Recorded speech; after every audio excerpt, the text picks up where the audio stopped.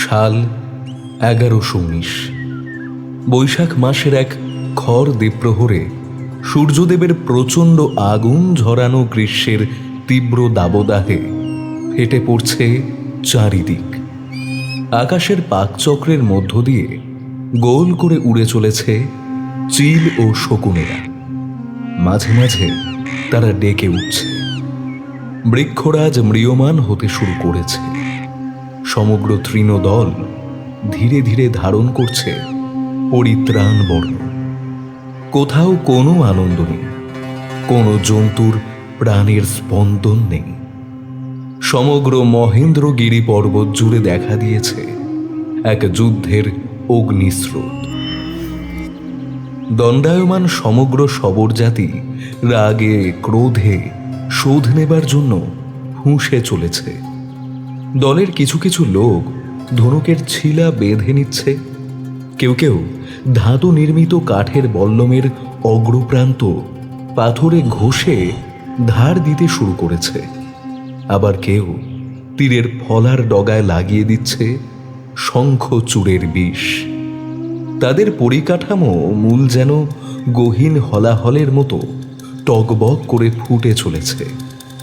সমগ্র অঞ্চল অনাধিকৃত ভূমিকম্প ছাড়াই কেঁপে উঠছে বারে বারে। কাজটা কিন্তু সাগেন মাকাল ঠিক কইল না সর্দার। শবরদের দলের বিশুয়া বলে উঠল। সেই শুনে অন্য শবররাও রেগে বলতে শুরু করলো, হ্যাঁ হ্যাঁ, ঠিক বলছিস বেসুয়া। ঠিক করলো না কাজটা সাগেন মাখাল। হ্যাঁ, এর ফলও পাবেক।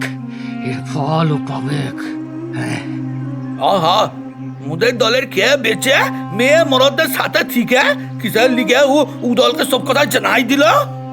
বিশুয়া রেগে আবারও বলল, ওকে নজরে পেলে এই সাবল দিয়া ফালি করে ফেলবো। বিশুয়া রাগের সঙ্গে কথাটা বলে উঠল। কথাটা বলে উঠবার সাথে সাথে সবাই ওর সাথে একমত হয়ে এক কথায় সম্মতি জানাতে শুরু করল। সবাই মিলে রাগে ফুঁসতে ফুঁসতে বলতে লাগলো কথাটা। হঠাৎ দূর থেকে একটা শিঙার আওয়াজ ভেসে এলো। একটা অল্প বয়সী ছেলে চিৎকার করতে করতে বনের মধ্য দিয়ে ছুটে আসতে লাগলো। এসে দাঁড়িয়েই হাঁপাতে হাঁপাতে বলল, সুদার ওরা আসছে, সবাই তৈরি হ, ওরা আসছে। ছেলেটি একটু থামতেই দলের সর্দার মাসাই কারিয়া বলে উঠল, আসুক ওরা, ওদের ডরায় কে? আজ নয় উড়া থাকবে নয় মুড়া। কথাটা শেষ করেই একবার জিভে করে ঠোঁট ভিজিয়ে নিল সে। তারপর বলল, চল সবাই কিটুকের কাছে চুল, ও তাই মুদের রক্ষা করবে। সর্দারের কথায় সবাই সম্মতি জানিয়ে যেতে লাগলো বনের মধ্য দিয়ে।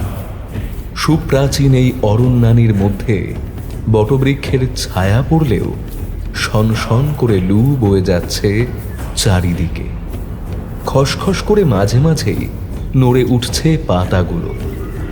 শবরকুলের দলের মধ্যে থেকে কেউ কেউ মাদল বাজাচ্ছে, কেউ মাঝে মাঝে ষাঁড়ের শিং দিয়ে বানানো শিঙাতে ফুঁ দিয়ে চলেছে। ক্রমশ বেজে চলেছে শিঙাটা। তাদের যুদ্ধের পরিস্থিতি তুঙ্গে। সমগ্র অঞ্চল জুড়ে সৃষ্টি হয়েছে একটা অপার্থিব পরিস্থিতির। এরপর তারা এসে দাঁড়ায় তাদের দেবতা কিটুংয়ের সামনে।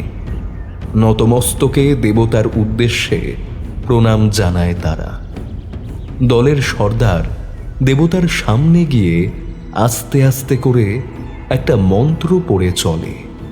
কৃপা পারাবারাস জল লাঢেন্ডাগ্রিয় রঙানি রাফুরদামাল পঙ্কের মুখ সুরেঞ্জু ড্রাইরার্দি শ্রুতিগানাসিয়া গীত কার্টিও ডাজাল গান্নাথ কিটুং নানা পথা মাগে ভাবতু মাইসি।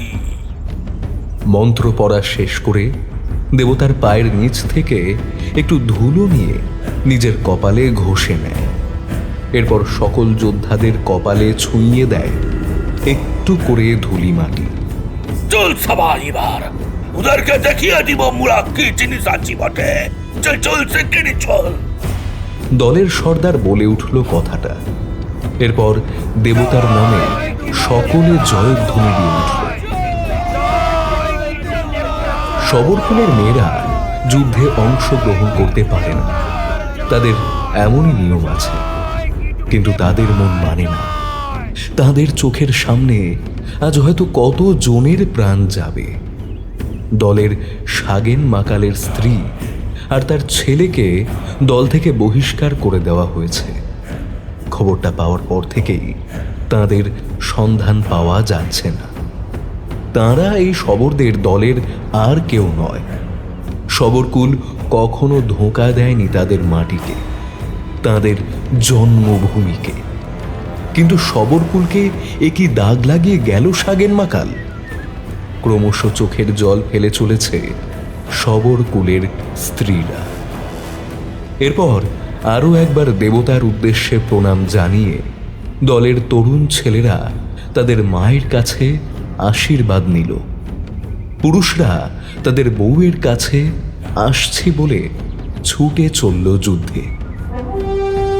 বেজে উঠল সিঙাতে ধ্বংসের সুর, যাকে বলে যুদ্ধ নিনাদ। হাওয়ার বেগে তীর, ধনুক, ঢাল, বর্ষা নিয়ে ছুটতে শুরু করলো তারা। অপরপক্ষের শত্রু দল তখন পাহাড়ে উঠে এসেছে। টগবগ করে ঘোড়া ছুটিয়ে এগিয়ে আসছে তারা। হু হু করে বাতাস বয়ে চলেছে ঝড়ের গতিতে। জঙ্গলের সরু পথের মধ্য দিয়ে উড়ে যাচ্ছে ধুলো। এরপর শবর দলের সামনাসামনি হতে হাওয়ার বেগে দুটো তীর ছুটে এলো তাদের দিকে। সঙ্গে সঙ্গে তীরের বিষের ফলার আঘাতে লুটিয়ে পড়ল দুটো সৈনিক। এরপর লাগলো যুদ্ধ। তরোয়াল, বল্লম, তীরের অসংখ্য বর্ষণে লুটিয়ে পড়তে লাগলো একের পর এক শবর। কখনো আবার তীরের বিষাক্ত ফলার আঘাতে মাটিতে মিশে যেতে লাগলো শত্রু দলের সৈনিকরা। কখনো শবরকুলের পাল্লা ভারী হতে শুরু করলো, আবার কখনো শত্রু দলের। ঠন ঠন আওয়াজে চারিদিকে গর্জে উঠেছে, চারিদিকে ভেসে যাচ্ছে রক্তের তুমুল স্রোত। শোনা যাচ্ছে মুমূর্ষর যন্ত্রণা, হাহাকার। তবুও চলছে যুদ্ধ। ক্রমশ তা ভয়ঙ্কর রূপ পাচ্ছে ধীরে ধীরে। এরপর শেষ পর্যায়ে গিয়ে হার মানল শবরকুল। তাদের দলের আর কোনো সদস্য বেঁচে রইল না। বিশুয়া আর তাদের দলের সর্দার মাসাই কারিয়া ছাড়া। হাঁটু মুড়ে হাত বাঁধা অবস্থায় ধুলোয় বসে রইল তারা। তাদের কপাল, মুখ আর ঠোঁটের কোণ বেয়ে ফেটে পড়ছে রক্ত। চোখে দেখা দিয়েছে যুদ্ধে হেরে যাওয়া কষ্টের এক হতাশার জলস্ফীতি। সামনের দিকে ক্রমশ ধুঁকছে তারা। এইবার ঘোড়া থেকে নেমে এলেন রাজা অনন্ত বর্মন। আর তার ঠিক পিছনে এসে দাঁড়ালো শবরকুলের এক পরিচিত মুখ, সাগেন মাকাল। তাকে দেখেই বিশুয়া গর্জে উঠল। একটু রক্তের ধারা মুখ থেকে থু করে বের করে দিয়ে বলল, সালানি মোখরাম, মুদের কুলকে তুই ছোড়াটা মারলি। তোর মতো যেন আর কোনো সালা না জন্মায়। বেটা জন্মা। কথাটা যেন কানে নিতে পারল না সাগেন মাকাল।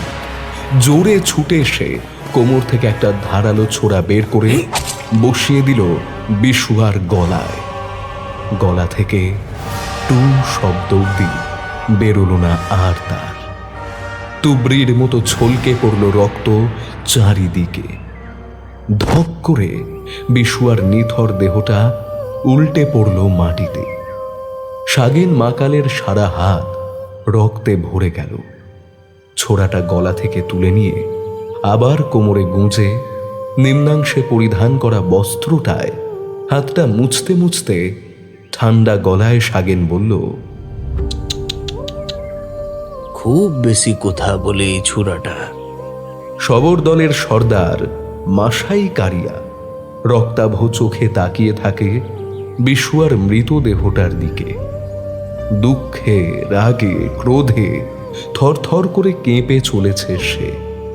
তার বিশ্বস্ত সেনাপতিকে এইমাত্র গলায় ছোরা বসিয়েছে তারই আরেক বিশ্বস্ত সহচার্য সাগেন, সাগেন মাকাল। এইবার সর্দার মাসাই কারিয়াকে রাজা অনন্ত বর্মন বলে ওঠে, ভালো চাস তো আমাদের দলে যোগ দে, সেবা কর আমাদের জাতিকে। মাসাই কারিয়া বলে ওঠে, আমি মরে যাব তবু তোদের দাস হব না। কথাটা বলার পরই একজন সৈনিক এসে রাজা অনন্ত বর্মনকে খবর দেয়। মহারাজ, শবরজাতি স্ত্রীদল আমাদের হাতে বন্দী। কথাটা শুনেই শরীরের সব বলটুকু যেন হারিয়ে ফেলল সর্দার মাসাই কারিয়া। রাজা অনন্ত বর্মন তাকে আবারও একবার বলে উঠল, তোকে শেষবারের মতো আবারও বলছি, ভালো চাস তো আমাদের দলে যোগ দে। সর্দার মাসাই কারিয়া ঘাড় নেড়ে প্রত্যুত্তরে বলে উঠল, কোনো মতে না। আর যেন ক্রোধ সম্বরণ করতে পারলেন না রাজা অনন্ত বর্মন। কোমর থেকে ধারালো তরোয়ালটা বের করে সজোরে বসিয়ে দিল মাসাই কারিয়ার গদায়। ধরহীন মুন্ডুটা উড়ে গিয়ে পড়ল সাগেন মাকালের পায়ের তলায়। সর্দারের শরীরটা দুবার ছটফট করতে করতে নেতিয়ে পড়ল, মিশে গেল মাটিতে। রাজা অনন্ত বর্মন হাসতে হাসতে বলল,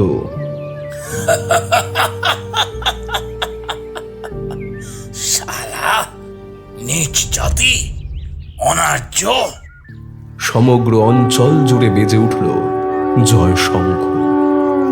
ধীরে ধীরে ডেকে উঠল ঘোড়ারা, হতে লাগলো মানুষের জয়ধ্বনি।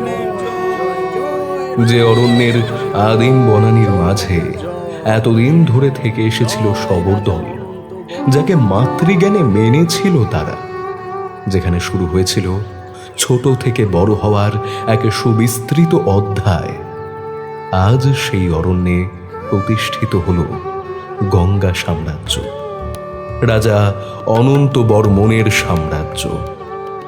এরপর ধীরে ধীরে ইতিহাসের পাতায় ধুলো পড়তে লাগলো, শেষ হতে লাগলো এক প্রাচীন পুরুষতান্ত্রিক অধ্যায়ের গল্প।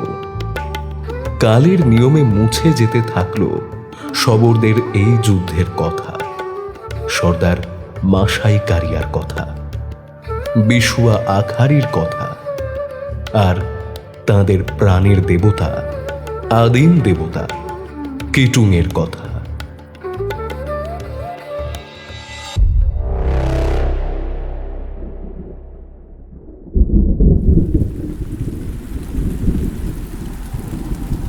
আষাঢ় মাস, আকাশের বুক চিড়ে ঝমঝম করে বৃষ্টি নেমেছে গোটা গ্রাম বাংলায়। মাঝে মাঝেই মেঘ ডেকে উঠছে, শনশন করে বাতাস বয়ে যাচ্ছে তীব্রভাবে। দূরের তালগাছগুলো হাওয়ার দুলুনিতে এপাশ ওপাশ হয়ে যাচ্ছে একবার করে। আজ দুদিন ধরে ক্রমাগত বৃষ্টি চলছে, আর সেই বৃষ্টির দাপট প্রচণ্ড পরিমাণে থাকায় গ্রামের লোকেদের ধানের ফসল ডুবতে বসেছে। পথে ঘাটেও জল জমে সৃষ্টি হয়েছে একটা ভয়ঙ্কর পরিস্থিতির। তাই বিকেল বেলায় গ্রামের লোকজন এই বর্ষার মধ্যেও এসে উপস্থিত হয়েছে মুকুজ্জে বাড়ির চণ্ডী মণ্ডপে। তারা নিজেদের মধ্যেই আলোচনা করছে এসব নিয়মাগতিক বিষয়। ওই অত অত ধান সব কি মাঠে মারা পড়বে মুকুজ্জে মশাই? কাতর কণ্ঠে মাখন প্রশ্ন করে উঠল। আমাদের সংসার আছে, বউ বাচ্চা আছে, সবাইকে কি না খেতে পেয়ে মরতে দেওয়া যায় গো কর্তা? কাতর কণ্ঠে শ্যামাদা প্রশ্নটি জানায়। কিছু একটা করুন মুকুজ্জে মশাই, কিছু একটা করুন। পাড়ার মধ্যবয়স্ক জগদীশবাবু কথাটা বলে উঠল। কথাটা শেষ হওয়া মাত্রই তার সঙ্গে বেশ কিছুজন লোক সঙ্গ দিয়ে বলে উঠল, সন্ধ্যাচরণ মুকুজ্জে ওরফে মুকুজ্জে মশাই ঠাকুর দালানে বসে একটা পাথরের স্তম্ভের গায়ে পিঠ হেলিয়ে দিয়ে হুঁকো টেনে চলেছে। তার বয়স 50-60-এর অধিক নয়। তার পরনে রয়েছে একটা ধুতি আর ফতুয়া, মাথার চুলে পাক ধরেছে, গালে কাঁচা পাকা দাড়ি, কপালে একটা ত্রিভুজের সংমিশ্রণ। মুখ নিচু করে কি যেন একটা চিন্তা করে চলেছে সে। এতক্ষণ ধরে মন দিয়ে গ্রামের লোকদের কথা শোনার পর একটা লম্বা নিঃশ্বাস ছাড়লেন তিনি। তারপর একটু থেমে বললেন, বুঝলাম, সত্যি এ বড় চিন্তার বিষয়। আচ্ছা, এই বছরের খাজনা না হয় আমি মকুব করে দিলাম, কিন্তু বৃষ্টি যদি আগামী 2-3 দিনেও না থামে তাহলে ফসল থাকবে বলে মনে হয় না। হুঁকোতে আরো দুটো টান মেরে তিনি বললেন, এভাবেই যদি চলতে থাকে আমি ঠিক করেছি গ্রামের সকল পরিবারকে অল্প করে কিছু অর্থ সাহায্য করব। কথাটা শোনা মাত্রই যেন হাতে চাঁদ পেল গ্রামের সকলে। হই হই রই রই পড়ে গেল ঠাকুর দালান জুড়ে। সত্যি কর্তা, আপনার তুলনা হয় না। আপনি যেন সাক্ষাৎ দেবতা। শ্যামাদা কথাটা বলে উঠল। তার সঙ্গে সঙ্গ মিলিয়ে উপস্থিত সকল গ্রামবাসী ধন্য ধন্য করতে লাগলো মুকুজ্জে মশাইয়ের নামে। সত্যি মুকুজ্জে মশাই কত ভালো। হ্যাঁ, সেই তো, আমাদের কথা মুকুজ্জে মশাই কত ভাবেন। ঠিক বলেছে তো, ঠিক বলেছে। সত্যি এরকম মানুষ আর হয় কজন? হ্যাঁ, মুকুজ্জে মশাই তাদের থামাতে বললেন, আচ্ছা আচ্ছা, ঠিক আছে ঠিক আছে, এইবার চুপ করো সকলে। এরপর একটু থেমে তিনি বললেন, সকলে শোনো, দেখো রথযাত্রা তো আর 1 সপ্তাহ বাকি। রথটা যেটুকু যা মেরামত করবার দরকার, সাজানো গোছানোর দরকার, তা এবার শুরু করো তোমরা 2-3 দিনের মধ্যেই, বুঝলে? হ্যাঁ হ্যাঁ মুকুজ্জে মশাই, ওসব নিয়ে আপনি চিন্তা করবেন না। আমরা সব শুরু কইরা দিব কাল পরশুর থেকে। আচ্ছা মুকুজ্জে মশাই, এই রথেতেও আগের বারের মতন ভৈরবাচার্য গান শোনাতে আসবে তো? সত্যি আগেরবার তাক লাগিয়ে দিয়েছিলেন একেবারে তার সুরের জাদু দিয়ে। হ্যাঁ, ঠিক বলেছ মাখন, শীঘ্রই তাকে খবর দিতে হবে। আগের বছরের ন্যায় এই বছরের রথযাত্রাকেও কৃষ্ণপ্রেমে মাতোয়ারা করে তুলতে তার মতো মহান হৃদয়ের ব্যক্তিকেই লাগবে। তার মতো অমন মানুষ আর দ্বিতীয়টি হয় না। বড় ভালো মানুষ উনি। কথাগুলো এক নাগারে বলে একবার হাঁপ ছাড়লেন সন্ধ্যাচরণ মুকুজ্জে। এরপরেই গ্রামের লোকেদের দর্শক আসন থেকে একটা প্রশ্ন উড়ে এলো মুকুজ্জে মশাইকে ঘিরে। আচ্ছা মুকুজ্জে মশাই, রথ নিয়েই যখন কথা হচ্ছে আর আমরাও যখন আজ এত সন্ধ্যেতে এসেছি, আমাদের কি একটাও গল্প না শুনিয়েই বাড়ি পাঠিয়ে দেবেন? হঠাৎ মাখন কথাটা বলে উঠল। মাখনের সাথে গলা মিলিয়ে গ্রামের সকলে মিলেই গল্প শোনবার আনন্দে ঘিরে ধরল মুকুজ্জে মশাইকে। হ্যাঁ হ্যাঁ মুকুজ্জে মশাই, একটা গল্প বলতেই হবে আপনাকে, একটা বলতেই হবে। ঠিক ঠিক মুকুজ্জে মশাই, আজ এই বাদলা দুধে একটা গল্প বলতেই হবে আপনাকে। একটা গল্প বলতেই হবে। মুকুজ্জে মশাই আরও 2-3 বার হুঁকোতে টান দিয়ে একটা জমাট ধোঁয়া ছাড়লেন। তারপর ভিতর বাড়ির উদ্দেশ্যে ডেকে পাঠালেন রমাকে। রমা এই জমিদার বাড়ির কাজের লোক। তার মা এই জমিদার বাড়িতেই আগে কাজ করতেন, কিন্তু সে মারা যাবার পর রমা আজ কাজ করছে প্রায় 4-5 বছর হলো। যথাসময়ে রমা এলো। তারপর মুকুজ্জে মশাই তার উদ্দেশ্যে বলে উঠলেন, রমা, এই সকলের জন্য মুড়ি তেলে ভাজার ব্যবস্থা কর দেখি। আর হ্যাঁ, সকলের জন্য পান সেজে আনবি মনে করে। আইকে কর্তা। কথাটা বলে ভেতর মহলে চলে গেল রমা। মুকুজ্জে মশাই হুঁকাতে আরো 2-3 টান মেরে গলা খাঁকিয়ে দিয়ে বলতে শুরু করলেন, জ্যৈষ্ঠ মাসের মাঝামাঝি সেবার ভরা বর্ষা নেমেছে। গায়ের পথঘাটে জল দাঁড়িয়েছে 1 হাঁটু করে। আমাদের এই গ্রামে একটা কাজের সূত্রে এসেছিল আমার ছেলেবেলার এক বন্ধু গোবিন্দ দাস। তখন আমাদের কতই বা বয়স হবে, ওই 22-23। এখানে এসে দুদিন থেকেও ছিল গোবিন্দ। কিন্তু ব্যাপার হলো এইখানে, যেদিন সে বাড়ি ফিরবে সেদিন থেকেই বায়না ধরেছিল এবারে রথে আমাকে তাদের বাড়ি যেতেই হবে। তাদের বাড়ি ছিল এখনকার বর্তমানে উড়িষ্যার মহেন্দ্রগিরি পর্বতের নিম্নদেশে। আমাকে অত্যন্ত চোরাচুরি করার পর আমি অবশেষে বাধ্য হয়েই তাকে কথা দিই। ঠিক আছে, যাবো গোবিন্দ, সপ্তাহখানেকের ভিতরে যাবো তোদের বাড়ি। কথা দিচ্ছিস কিন্তু? তা তোর এই বন্ধু কবে কথার খেলাপ করেছে বলতো? ঠিক আছে, বেশ, তাহলে সপ্তাহখানেকের মধ্যেই চলে আসিস, কেমন? কথাটা বলে গোবিন্দ রওনা হলো তার বাড়ির পথে।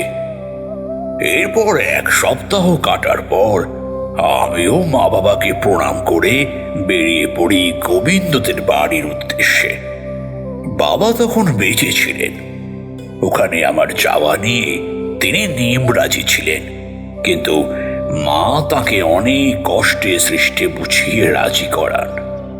থাক না, যাক না ছেলেটা, কোথাও তো বেরোয় না তেমন।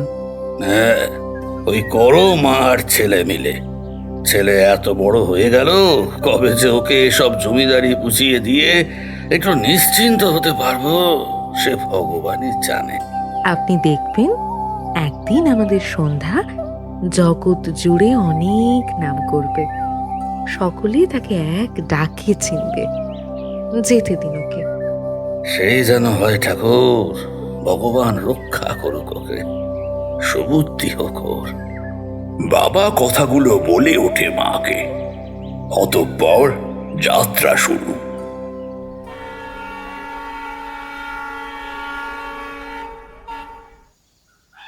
দুদিন ধরে ট্রেন যাত্রা করে গোবিন্দদের বাড়ি যখন পৌঁছলাম তখন সন্ধ্যা নামছে। খড়ে ছাওয়া দোতলা একটা মাটির বাড়ি, সামনে লম্বা একটা বারান্দা। বাড়িটার চারিদিক ঘেরা রয়েছে লম্বা একটা পাঁচিলের দ্বারা। তার দেওয়াল জুড়ে আঁকা রয়েছে অসংখ্য সব কারুকার্যের নকশা। রং বেরঙের নানা মাছের চিত্র, পাখির চিত্র, কিছু চিত্র আবার কোনো অনুষ্ঠানকে কেন্দ্র করে আঁকা, আবার কোনোটা মহাপ্রভু শ্রী জগন্নাথ দেবের। তাকিয়ে তাকিয়ে দেখতে থাকলাম আমি চিত্রগুলোকে। বাড়ির এক পাশটায় একটা মাচা মতো তৈরি করা হয়েছে, সেটাকে আঁকড়ে ধরে বেশ কিছু গাছগাছালি লতিয়ে বেড়ে উঠেছে ধীরে ধীরে। আরেক পাশটায় রয়েছে ছোট্ট একটা তুলসী মঞ্চ। এমন সময় হঠাৎ গোবিন্দ ঘর থেকে বেরিয়ে এলো। তার পরনে একটা ধুতি, হাতে একটা ঘটি। মূলত সন্ধ্যা আহ্নিক করতেই পদার্পণ করেছিল সে। আমাকে দেখে থমকে দাঁড়িয়ে গেল, তারপর বলল, আরে সন্ধ্যা, তুই? সত্যি ভাই, এত তাড়াতাড়ি আসবি কখনো ভাবিনি। লক্ষ্মী, এই লক্ষ্মী, এই দেখো, বাইরে এসো শিগগির, দেখো কে এসছে। গোবিন্দ প্রায় আনন্দে উচ্ছ্বসিত হয়ে ডেকে উঠল তার স্ত্রী লক্ষ্মী দেবীর উদ্দেশ্যে। লক্ষ্মী দেবী ঘরের ভিতর থেকে বেরিয়ে এলেন। আমি তার দিকে তাকালাম একবার।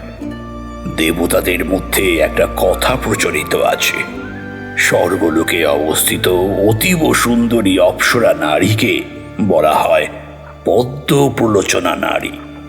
তার রূপ সৌন্দর্য দেখে আমার মনে হলো এ নারীও কতকটা তাই। লাল পেড়ে একটা সাদা শাড়ি পরে রয়েছেন তিনি। তার শুভ্র রূপের ছটায় চারিদিক বিকশিত হয়ে উঠল যেন ধীরে ধীরে। তার চোখের দীপ্তিতে একটা অনিন্দ সুন্দর ভাব প্রস্ফুটিত। আমি যেন সাক্ষাৎ মা লক্ষ্মীকে দর্শন করলাম। হঠাৎ গোবিন্দ বলে উঠল, বুঝলে লক্ষ্মী, এই হলো আমার সেই ছেলেবেলাকার বন্ধু সন্ধ্যা, সন্ধ্যাচরণ মুখুজ্জে। এইবার লক্ষ্মী দেবী বলে উঠলেন, ওমা, আপনি? আসুন আসুন, ভিতরে আসুন। বৌরানীর কথায় আমার হুঁশ ফিরল। আমি লজ্জায় মুখ নিচু করে উপরে উঠে এলাম। যথাসময়ে গোবিন্দ আহ্নিক সেরে ঘরে এলো। তারপর বলল, এখানে আসতে কোনো অসুবিধা হয়নি তো তোর? আমি ঘাড় নেড়ে না জানালাম। গোবিন্দ আবার বলল, নে, এবার কিছু খেয়ে নে, আমি বেরোবো। রাধা মাধবের মন্দিরে যাব। তুই যাবি আমার সাথে? এই আজ থাক, বুঝলি, এতটা পথ এসেছি, কাল যাব। গোবিন্দ চলে গেল পুজো করতে।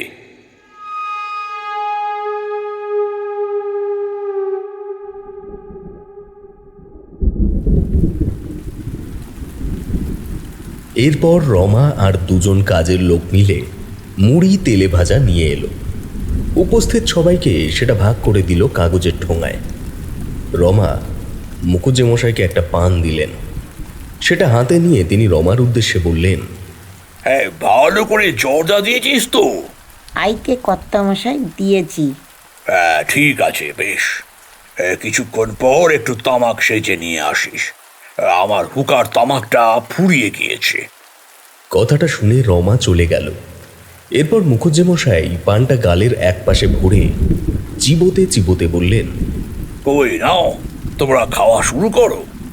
সবাই খাওয়া শুরু করলো। একটা সাজো সাজো রব তৈরি হয়েছে গোটা চণ্ডী মণ্ডপ জুড়ে। বাইরে এখনো অঝোর ধারায় বৃষ্টি হয়ে যাচ্ছে। মাঝে মাঝেই মেঘ ডেকে উঠছে। শ্যামাদা একটু মুড়ি মুখে দিয়ে চিবোতে চিবোতে বলল, তারপর মুখুজ্জেমশাই? মুখুজ্জেমশাই আবার বলতে শুরু করলেন, তারপর একেবারে সন্ধ্যা নেমেছে তখন। এমন সময় আমি তখন বারান্দায় মাটির তৈরি একটা থামে হেলান দিয়ে বসে নারকেল মুড়ি খাচ্ছি। মৃদুমন্দ বাতাস বয়ে চলেছে। ছোট্ট একটা হ্যারিকেন চলছে গোটা বারান্দা জুড়ে। হ্যারিকেনের আগুনের শিখাটা এই বাতাসের ফলে কেঁপে কেঁপে উঠছে, যেন তারা খেলা করছে। আর তার ফলেই সৃষ্টি হচ্ছে একটা নিভু নিভু আলো আর ঘন আঁধারের অসম্পৃক্ত মেলবন্ধন। ওদিকে রান্নাঘরে লক্ষ্মী দেবী বসে কুটনো কাটছে। একটা মিষ্টি সুরে গুনগুন করে গান গেয়ে চলেছে সে।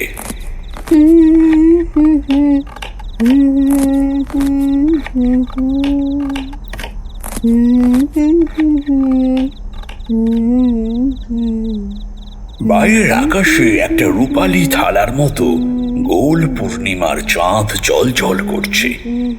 তার চতুর্দিকে বিরাজ করছে ছোট্ট ছোট্ট অসংখ্য নক্ষত্রপুঞ্জ। এমন সময় হঠাৎ পাঁচিলের ধারের লতানো গাছগুলোর ওখানে কিসের যেন একটা ছায়া দেখে বুকটা থক করে উঠল। ভালো করে দেখতে চেষ্টা করলাম। এইবার ছায়াটা যেন একটু নড়ে উঠল। আস্তে করেই জিজ্ঞেস করে উঠলাম, কে কে ওখানে? কোনো উত্তর এলো না। মুড়ির থালাটা বারান্দায় রেখে সামনে এগিয়ে যেতে লাগলাম। আবার একবার প্রশ্ন করলাম, কে কে ওখানে? গাছের পাতাগুলো খসখস করে নড়ে উঠল। ছায়াটা এইবার ভালো করে দেখলাম। না, যা ভেবেছি তা নয়। এ কোনো বিড়াল বা কুকুরের ছায়া নয়, এটা একটা মানুষেরই ছায়া। আমি আবার ডেকে উঠলাম, এই তুমি যেই হও, বেরিয়ে আসো শিগগির, নয়তো খারাপ হয়ে যাবে বলে দিচ্ছি। এইবার গাছের পাতার আড়াল থেকে একটা কিশোরী মেয়ে বেরিয়ে এলো। দোহাই দোহাই আপনার কথা, হ্যাঁ এমন দ্বারা কাজ করবেন না কথা। কাতর কণ্ঠে জোর হাত করে মেয়েটি আমার পায়ে প্রায় লুটিয়ে পড়তে পড়তে কথা বলে উঠল। আমি তাকে বললাম, ওঠো ওঠো ওঠো, পা ধরছো কেন? ওঠো। মেয়েটি উঠে দাঁড়ালো। মেয়েটার পরনে একটা ছিঁড়া শাড়ি অগ্র প্রান্ত থেকে চড়ানো, মাথার দুদিকে চেরা সিঁথি করা। কালো রঙের বরণ মেয়েটির সারা শরীরে ঘিরে রয়েছে। চোখের কোণ বেয়ে ঝরে পড়ছে একটা অনুরোধের অশ্রুজল। আমি তাকে প্রশ্ন করলাম, আচ্ছা ঠিক আছে, আমি কাউকে কিচ্ছু বলবো না, কিন্তু তুমি কে বলো তো? এই ভর সন্ধ্যেবেলা এখানে কি করছো? চুরি টুরি করতে নয় তো? মোরা ঘর যাইতে দিন কথা, মোরা পট্ট করিবাসে। আমারে কুমড়া শাকগুলা ঘর লেসাতে দিন, মাটাল হয়তো খেতে পাবেন লাই কথা। দয় আপনার, দয়। আচ্ছা কেঁদো না, আমাকে বলো কোথায় বাড়ি তোমার? মুখে মুখে আগে এখান থেকে বেরোতে দিন কথা, মোর সাথে বাইরে চলুন, আপনাকে সব বলবো আমি। জানি না কোন অজানা এক টান ক্রাশ করছিল আমাকে। মেয়েটির সাথে আমি বাইরে বেরিয়ে এলাম। তারপর অসম্ভব রকমের এক টানে হাঁটতে লাগলাম আমি মেয়েটির সাথে। মেয়েটা হাঁটতে হাঁটতে বলল, মোর নাম লুপুর কর্তা, ওদিকে মোর ঘর, মোরা সবর আছি। এই গায়ের লোক যদি জানতে পারে, মুখে মোর মাঠকে পিটিয়ে মাইরে ফেলবে। ওই জন্যই তো তাড়াহুড়া করি শুকিয়ে যাওয়া দুটো শাক তুলতে এসি। তোমাদের ওদিকে এসব পাওয়া যায় না?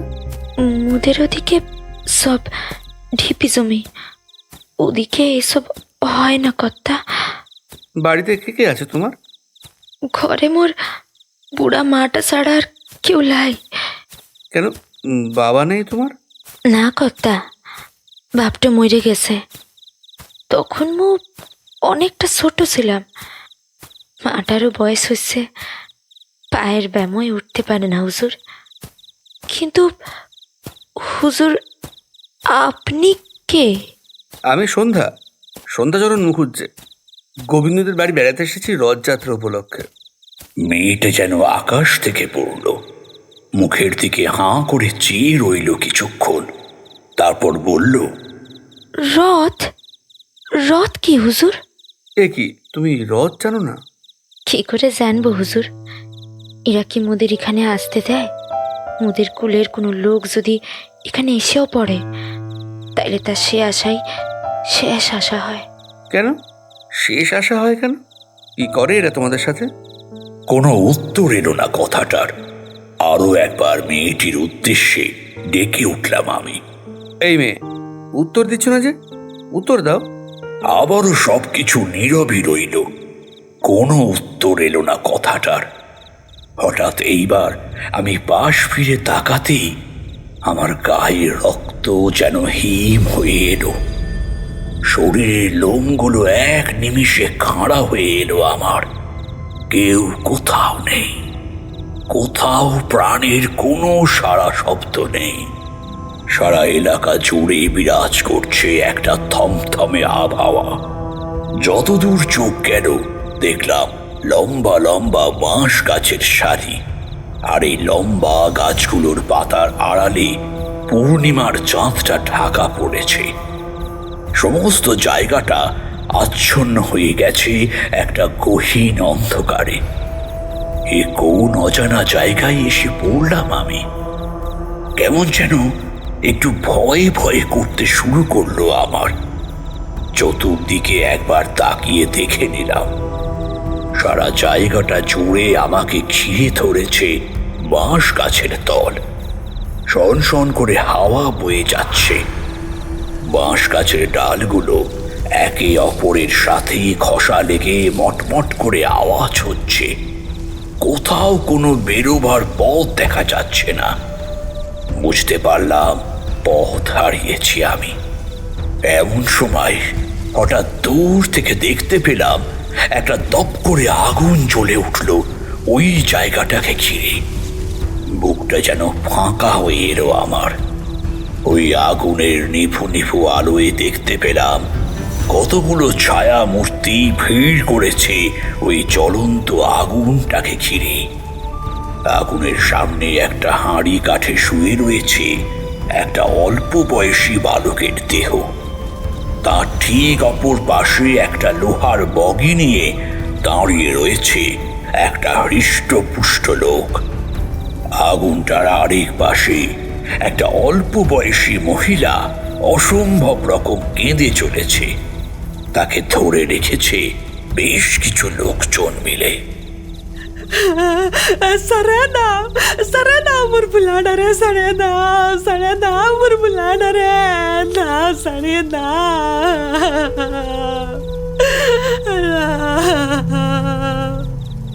বুক ফাটা কান্নায় মাটিতে লুটোপুটি খেতে খেতে মহিলাটি কথাগুলো বলে চলে। তোর পোলাডারে সর্বক্ষণ দুঃখে তোর মারাটা কি করেছে মনে কর মনে কর। তোর মারা তার জন্যে আমাদের কি হাল করেছে ওই পিশাচগুলো। দেখ মুতের দেখ, তোর মারাটার ফল তোর পোলাডাই পাবে, তোর পোলাডাই পাবে। কথাগুলো বলতে বলতে হাসতে হাসতে লুটিয়ে পড়তে থাকে ওই বগি ধরা লোকটি। এরপর একটু থেমে সে আবার বলে, লে রে সুভাই মাতাল বাঁচা। কথাটা বলা মাত্রই কিছু লোক মাদল বাজাতে শুরু করে, আর ওই আগুনটাকে ঘিরে থাকা লোকগুলো মিলে একটা আদিবাসী সুরে গান গাইতে গাইতে নাচতে থাকে। আমি এক দৃষ্টিতে দেখে যাচ্ছিলাম তাদের এই দৃশ্যগুলো। গলাটা দিয়ে আমার একটাও আওয়াজ বেরোচ্ছিল না, পাগুলো যেন মাটিতে ঢুকে গেছিল, কোনো প্রকার নড়াচড়া করতে পারছি না যেন। কোন এক প্রেত পার্বণে মেতে উঠেছে দল। কি চাই এরা? কেন এক দোষ না করা অবোধ বালকটিকে মৃত্যুদণ্ড দিতে চাইছে তারা? কেন শুনতে পাচ্ছে না কেউ ওই মায়ের কাতর কণ্ঠ? এরপর নাচ গান একটু অস্পষ্ট হয়ে আসতে শুরু করে। হঠাৎ ওই হৃষ্টপুষ্ট লোকটির ছায়া মূর্তিটি হাতে বগি তুলে নেয়, তারপর দেবতার উদ্দেশ্যে আরতি জানিয়ে বলে ওঠে, জয় আদিম দেবতা কিচুঙের জয়।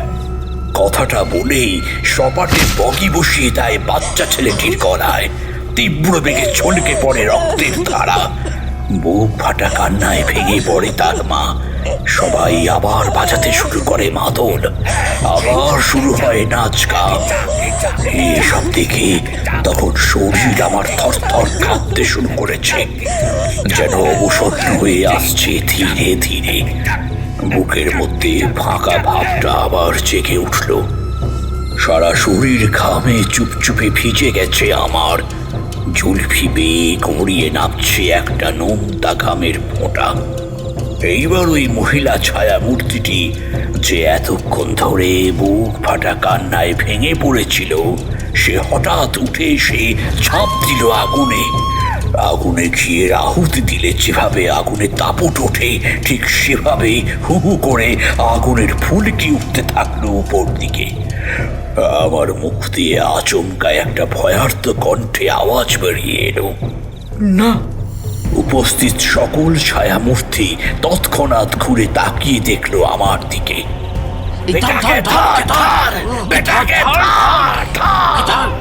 এখনই ধরবো বেটাকে, কিছুতেই পলাতে পারবে না। এক নাগারে সবাই মিলে চেঁচাতে চেঁচাতে বলতে লাগলো কথাগুলো। আমি তীব্র বেগে ছুটে পালিয়ে যাওয়ার উপক্রম করলাম, কিন্তু ব্যর্থ হলাম। একটুও পা নড়ল না আমার।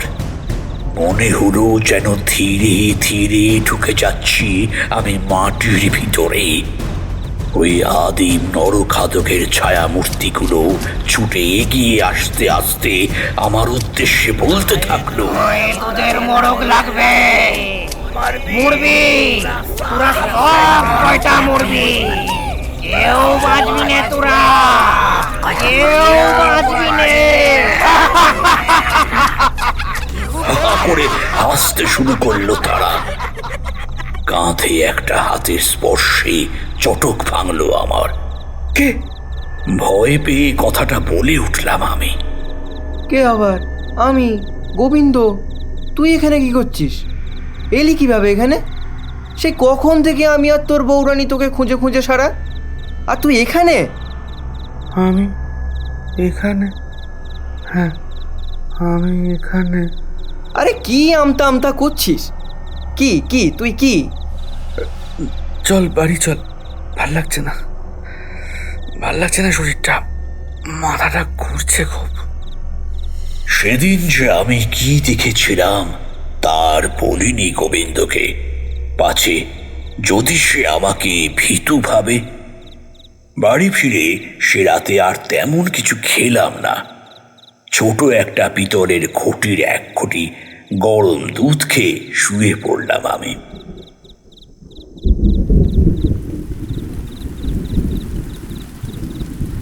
রমা একবার এসে তামাক সাজিয়ে দিয়ে গেল মুখুজ্জেমশাইকে।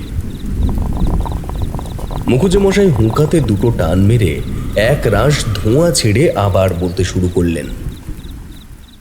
এরপর সকালবেলা কিছু মানুষের হই হট্টগোল আর কান্নার আওয়াজ শুনে ঘুমটা ভেঙে গেল। বাইরে উঠে এসে দেখি বেশ কিছু মানুষ ভিড় জমিয়েছে গোবিন্দদের উঠোনে। তারা আলোচনা করে চলেছে 3টে লোকের মারা যাওয়ার খবরের।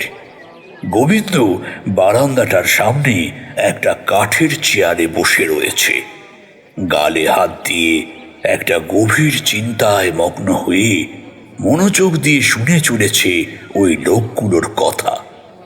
গোবিন্দ দাস হলো এই গ্রামের প্রধান। সকলে বিপদে আপদে তাঁর বাড়ি ছুটে আসে। সে বড় ভালো লোক। গ্রামের বিপদের দিনে তাঁর জুড়ি মেলা ভার। সমস্তভাবে সাহায্য করে সে সকল গাঁয়ের লোকেদের। এইবার গ্রামের লোকেদের মধ্যে উমানাথ নামের একজন লোক বলে উঠল, ওদিকে গোপাল হারু আর বিমল কীর্তিনে মারা গেছে প্রধান। ভর্তি ডেকেছিলাম, বলল এক কঠিন ব্যায়াম হয়েছে নাকি ওদের, কিন্তু সেটা কি তা ধরতে পারল না সে। ওদিকে ওদের 3 জনের বাড়িতেই হাহাকার পড়ে গেছে প্রধান। ওদের বউ বাচ্চা সেই কাল রাত থেকে অঝোর ধারায় কেঁদে চলেছে। 2 চোখের পাতা এক করতে পায়নি তারা। কি করা যায় বলুন তো? ঠিক আছে, দেখছি আমি। তোমরা বরং ওদের পোড়াবার ব্যবস্থা করো, আমি দেখছি কি করা যায়। এই বলে গ্রামের লোকদের আশ্বস্ত করে গোবিন্দ। গ্রামের লোকেরা চলে যেতে আমি গোবিন্দকে গিয়ে জিজ্ঞেস করলাম, কি হয়েছে রে? এত লোক একই দিনে মারা গেল, ব্যাপারটা কেমন একটা লাগছে না? সেটাই তো রে সন্ধ্যা, একই সাথে 3টে বাড়ির মানুষ মারা গেল, আবার 3 জনেরই একই সেই নাম না জানা কঠিন অসুখ। কি যে হচ্ছে কে জানে। ঠিক আছে ছাড়, যা মুখে চোখে জল দে, খা কিছু, কাল থেকে কিচ্ছুটি পেটে দিসনি। আমি হাত মুখ ধুয়ে খেয়ে দিয়ে গোবিন্দর সাথে গেলাম রাধা মাধব মন্দিরে। বেশ পুরনো মন্দিরটা, চারপাশে একটা বেদি ঘিরে রয়েছে মন্দিরটা জুড়ে।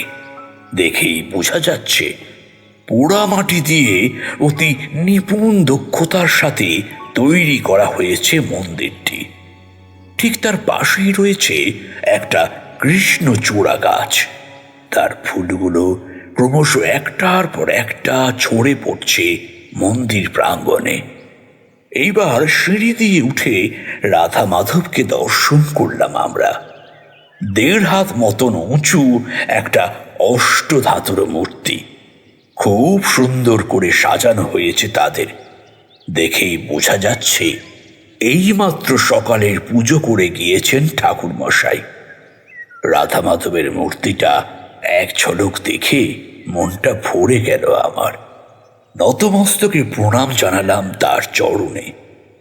এরপর উঠে দাঁড়িয়ে, জয় রাধা মাধবের জয়, জয় রাধা মাধবের জয়, জয় রাধা মাধবের জয় কথাটা বলে 3 বার ঘন্টা বাজালাম। রাধা মাধবের দর্শন করে বাইরের বসবার বেদিটায় বসে গল্প করছিলাম আমি আর গোবিন্দ। এমন সময় আমি গোবিন্দর উদ্দেশ্যে বলে উঠলাম, আচ্ছা ভাই, এই কিটুং কোন দেবতা রে? আমার কথাটা শুনে গোবিন্দর শরীরটা যেন একবার কেঁপে উঠল। কি যেন একটা শুনে নিয়েছে সে, এমন ভাব করতে লাগলো। আমতা আমতা করতে করতে সে বলল, তুই এ দেবতার কথা জানলে কিভাবে? আরে সে যেমন করে জানি, বল না কে এই কিটুং? আমি গোবিন্দর উদ্দেশ্যে কথাটা বলে উঠলাম। গোবিন্দ কিছুতেই বলবে না কথাটা, কিন্তু আমার জোড়াজুড়িতে তাকে অবশেষে বলতেই হলো। কিটুম হলো শবরকুলের একটা দেবতা। আমরা যেমন জগন্নাথ বলি, ওরা তেমনি ওই দেবতাকে বলে কিটুম। কিটুম হলো ওদের প্রাচীন দেবতা। আমাদের আগে থেকেই নাকি ওরা এই দেবতার পুজো করে আসছে। বাবার মুখে শুনেছি খুব ভয়ঙ্কর আর জাগ্রত দেবতা এই কিটুম। যুদ্ধে যাওয়ার আগে শবরদল ওই দেবতার পুজো করে তবেই যেত। পরবর্তীকালে রাজা অনন্ত বর্মনের পুত্র দেবল বর্মনের চাপে পড়ে ওদের এই পুজো বন্ধ হয়ে গিয়েছিল, কিন্তু তার আগে প্রচুর পরিমাণে বলির রক্ত পান করেছে তাদের দেবতা কিটুম। আর কি থামলি কেন? বল আর কি? আর শুনেছি নাকি ওই ওই শবরদের দলের কোনো লোক যদি কোনো অপকর্ম করত, তাহলে তাদের বংশানুক্রমে প্রত্যেক প্রজন্মের প্রথম পুত্র সন্তানকে ওই কিটুং দেবের উদ্দেশ্যে বলি দিত তারা। কথাটা শোনা মাত্রই আমার মাথাটা বিদ্যুৎ বেগে চমকে উঠল। একবার শরীরটা নড়ে উঠল যেন। কানের পাশ দিয়ে টপ টপ করে গড়িয়ে যেতে লাগলো নোনতাটে ঘামের বিন্দু। তার মানে আমি কাল রাতে যাদের দেখেছি তারা কেউ মানুষ না। তবে কারা ছিল তারা? প্রেত নয় তো? শরীরের সব রোঁয়াগুলো দাঁড়িয়ে গেল আমার। কেমন যেন ঝাপসা হয়ে এলো চোখগুলো। একবার মাথাটা ঝাঁকিয়ে দুটো চোখ রগড়ালাম আমি। গোবিন্দ প্রশ্ন করে উঠল আমায়, কি রে, শরীর খারাপ লাগছে? বাড়ি যাবি? আমি ঘাড় নেড়ে উত্তরে জানালাম,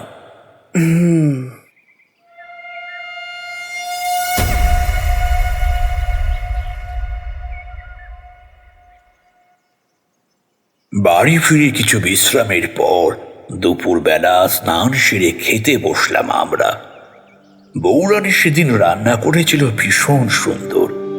গোবিন্দভোগ চালের গরম ভাত, সোনামুগের ডাল, বেগুনি, 5 রকম সবজির তরকারি, চাটনি, পাঁপড়, মিষ্টি, আর শেষ পাতে ছিল তাদের ছাঁচে তৈরি করা মিষ্টি দই।